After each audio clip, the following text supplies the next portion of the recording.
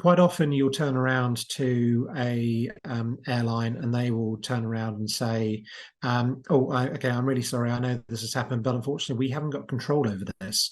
You need to go back to your travel agent and they'll be able to sort things out for you. It's a complex way of programming it, but ultimately this is where contracts and negotiations really play a really key part in the actual process of a customer journey.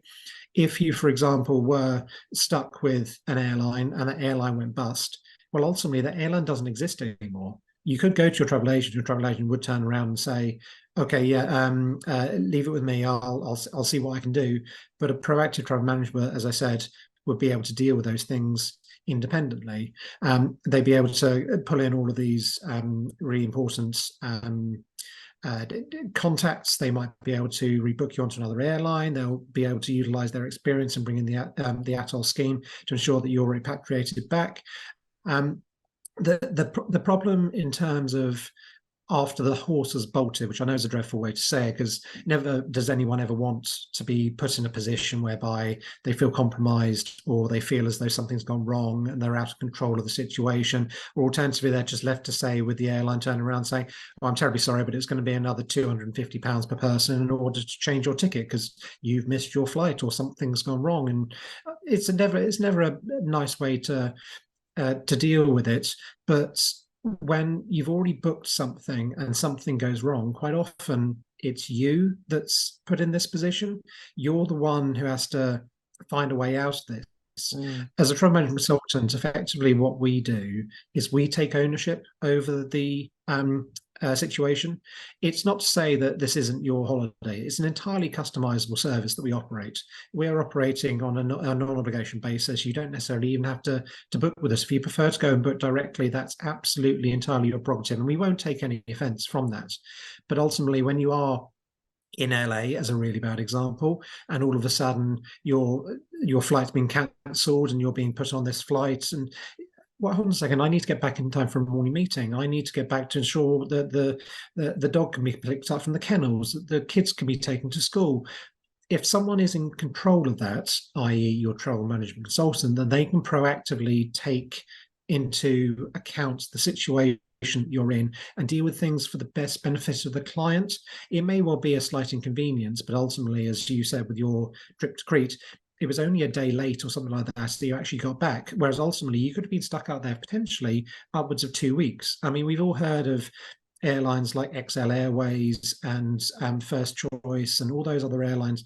Admittedly, we're talking low cost, but admittedly, we've also got airlines like Hong Kong Airlines back in 2004. I think they went bust. That have gone bust from a legacy perspective. And when the airline goes bust, there is genuinely no one at the airport apart from maybe a handling agent. They're the people that normally look like they work for the airline. They may look like they act on behalf of the airline. They may even have access to the internal systems. But if the airline's closed, the airline has ceased operations, and you're very much left with, okay, well, I need to go and speak to someone. Who do I speak to? Well, yeah, my government has an ownership as written in your passport to get you back if you were stranded out there, but that could be weeks away. If you've got a travel consultant on your side, then it really helps. It's a bit like having that ace up your sleeve. Okay, right, I'll go and contact Dom, and Dom will be able to help as best he can in order to do this. As another example, I had a client that turned up at the airport 3 hours before his flight, and all of a sudden his flight was cancelled. He was going off to mainland China. He was going off to Shan, which is, for a lot of people, you wouldn't even know, it's very eastern China, about an hour and a half flight away from Shanghai. So we are talking a fair old distance. But ultimately, they were just stranded there. Well, actually, if I'm able to access the systems and get you on another booking, yes, okay, admittedly they arrived in Shanghai slightly later than anticipated, but it meant that they wouldn't have to go home. They didn't have to be stuck in a hotel waiting for the next flight. They were on a flight within a matter of hours, admittedly via the Middle East, got to Shanghai. Okay, again, the inconvenience was that they were stuck in Shanghai, but at least they were stuck in Shanghai in a comfortable hotel that had already been organised at the airport, and then the following morning, after having a good breakfast and decent sleep, went off and arrived in Shan. And for them, that was easier for them. They were out there on a business trip, and they'd already had a good night's sleep. Previously, they were planning on arriving in Chiang Mai-shan and going to bed and then starting the following day. Well, actually, if you've already done the long sector, you're somewhat acclimatized, you're somewhat more rested, and ultimately you have the capacity to do what you need to, be that start your holiday or to alternatively start that business meeting in a fresh mind and feeling relaxed.